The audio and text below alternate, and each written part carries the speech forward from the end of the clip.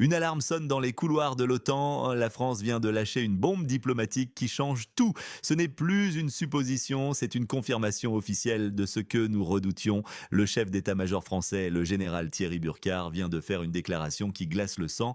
Dans 5 ans, la Russie sera prête. Prête à quoi? À frapper l'Europe. Mais voici ce qui est vraiment inquiétant.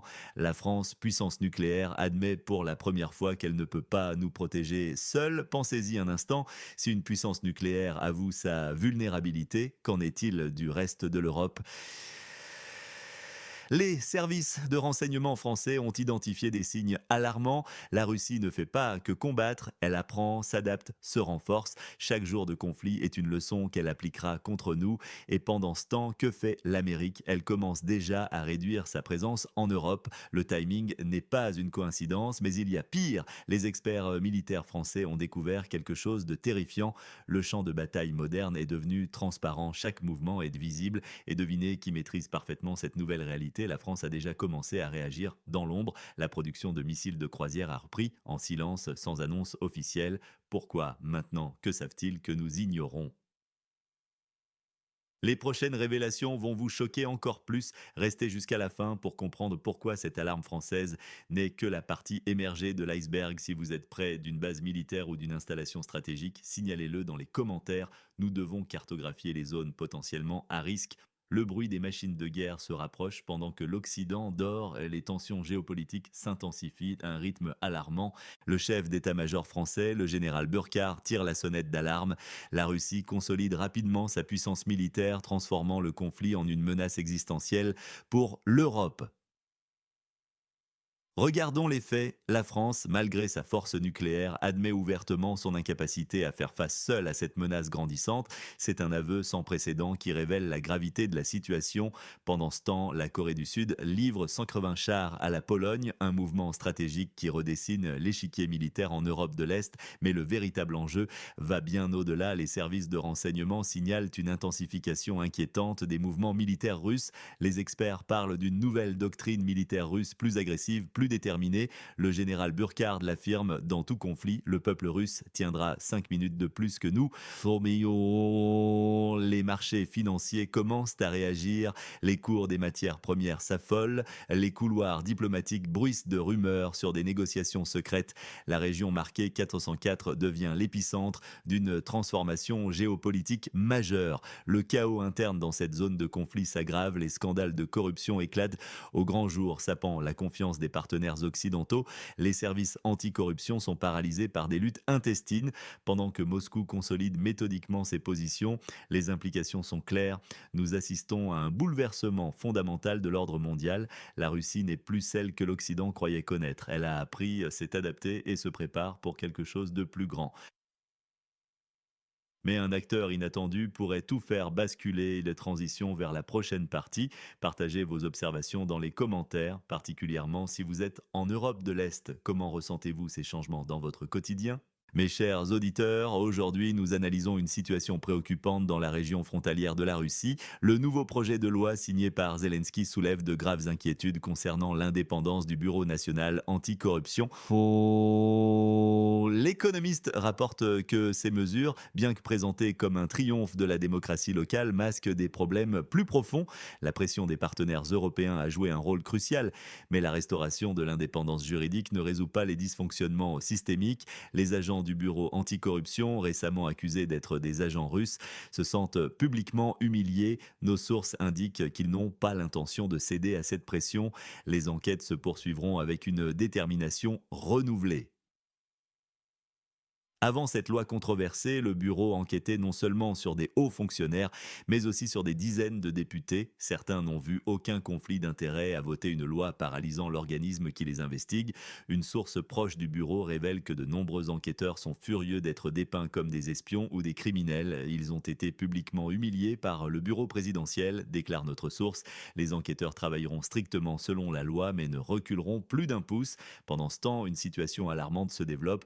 Les forces russes pourrait à nouveau s'approcher de la capitale. Cette déclaration provocante vient de Maria Berlinskaya, volontaire et chef du centre de soutien au renseignement aérien. Oh, elle critique vivement les querelles politiques autour des services de renseignement, soulignant leur capacité à résoudre leurs propres problèmes avec courage tout en pointant l'absence d'une culture d'autocritique au sein du gouvernement. Cette crise interne survient à un moment critique où l'unité serait plus que nécessaire face aux menaces extérieures.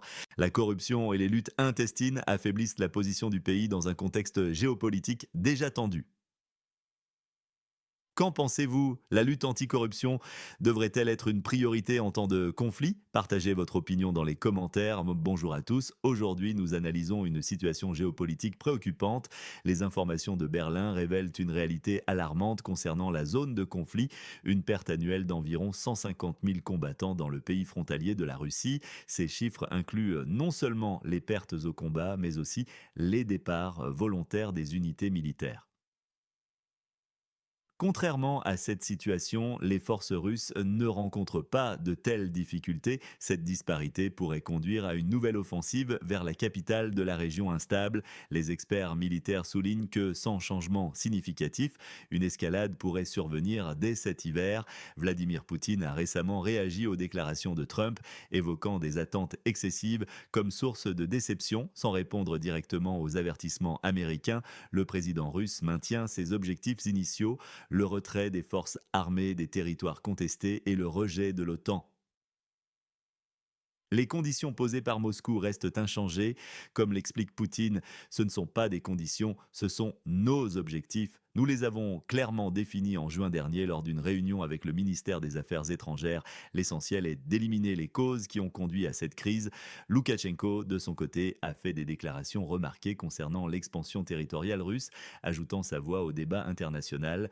La situation dans cette ancienne république soviétique continue de se détériorer avec des implications majeures pour l'équilibre des forces en Europe de l'Est. Les analystes s'accordent sur un point, l'hiver 2024 pourrait marquer un tournant décisif dans ce conflit. La Russie semble renforcer ses positions tandis que son adversaire fait face à des défis croissants en termes de personnel militaire et de cohésion politique. Qu'en pensez-vous? Cette situation va-t-elle conduire à une escalade majeure cet hiver? Partagez votre analyse dans les commentaires. Mes chers auditeurs, aujourd'hui, nous analysons une situation géopolitique complexe qui mérite toute notre attention.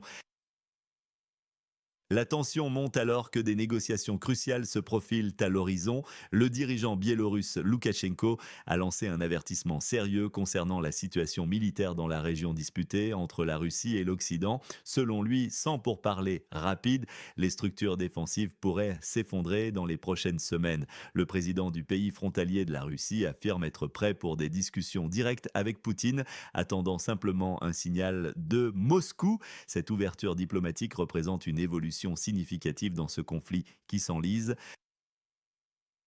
Les autorités de cette ancienne république soviétique visent désormais 2025 comme horizon pour la fin des hostilités, une perspective qui soulève de nombreuses questions sur la faisabilité d'un tel calendrier compte tenu de la situation sur le terrain. Pendant ce temps, les États-Unis continuent leur engagement militaire dans la région, déployant notamment 2 sous-marins nucléaires en réponse aux menaces de Medvedev. Washington affirme que l'armée russe aurait perdu plus de 112 500 hommes depuis le début de l'année, tandis que les forces du pays en conflit n'auraient déploré que 8 000 pertes. Trump, qualifiant cette guerre de Biden, observe attentivement ces développements. Sa réaction aux déclarations russo-biélorusses traduit une inquiétude croissante face à l'escalade potentielle du conflit. Cette situation complexe illustre parfaitement les enjeux géopolitiques actuels où chaque mouvement diplomatique peut avoir des conséquences majeures sur l'équilibre mondial. Que pensez-vous de ces développements? Croyez-vous qu'une résolution pacifique soit possible en 2025? Partagez votre analyse dans les commentaires. Mes chers auditeurs, l'actualité géopolitique devient de plus en plus tendue. Donald Trump vient de faire une déclaration importante concernant les menaces russes, soulignant la nécessité d'agir avec prudence pour protéger le peuple américain. La situation s'intensifie alors que Moscou prépare des mesures de rétorsion contre les États-Unis. Reuters rapporte que la demande américaine à l'Inde de cesser ses importations de pétrole russe menace des revenus considérables pour Moscou. Le Kremlin envisage une réponse stratégique, la fermeture d'un oléoduc majeur, le CPC depuis le Kazakhstan, où les géants américains Chevron et Exxon détiennent des parts importantes. Cette décision pourrait provoquer une hausse significative des prix du pétrole. Dans le même temps, un incident inquiétant s'est produit. Un drone russe Gerbera s'est écrasé en Lituanie, à 100 km de la frontière biélorusse. Cet appareil, similaire au drone Shahid utilisé dans la région de conflit, est conçu pour perturber les défenses aériennes. Les autorités lituaniennes mènent actuellement une enquête pour déterminer l'origine exacte de ce drone et évaluer les risques potentiels. Ces développements s'inscrivent dans un contexte plus large de tensions croissantes entre la Russie et l'Occident. Le pays frontalier de la Russie continue d'être un point focal de ces tensions, alors que le conflit s'intensifie dans la région instable. La situation actuelle reflète une escalade préoccupante des tensions militaires et diplomatiques. Les actions de Moscou suggèrent une stratégie calculée visant à exercer une pression maximale sur l'Occident, notamment à travers des leviers énergétiques et des démonstrations de force militaire. Que pensez-vous de ces développements récents? La réponse russe aux pressions américaines vous semble-t-elle proportionnée? Partagez vos analyses dans les commentaires. Mesdames et messieurs, bonsoir. Aujourd'hui, nous analysons une situation préoccupante dans la région baltique qui révèle des tensions croissantes aux frontières de l'OTAN.